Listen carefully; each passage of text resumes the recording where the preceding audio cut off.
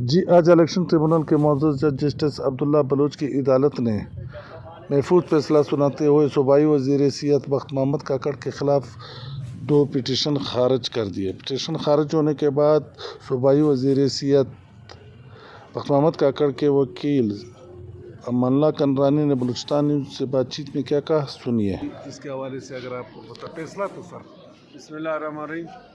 دیکھیں یہ جی بخت محمد کاکڑ صاحب ہمارے اس وقت وزیر صحت ہے، صوبائی وزیر صحت ہے اور ایم پی ہیں پی بی 39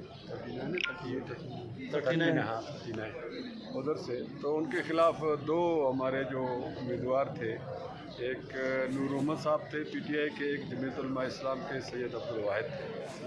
دونوں کی جو الیکشن پٹیشنز ہیں وہ خارج ہو گئی ہے، تفصیلی فیصلہ بھی آئے گا، ورنہ عمومی طور پر جو ہمارے اعتراضات تھے قانون کے مطابق سپریم کورٹ کے اپنے فیصلے بھی ہیں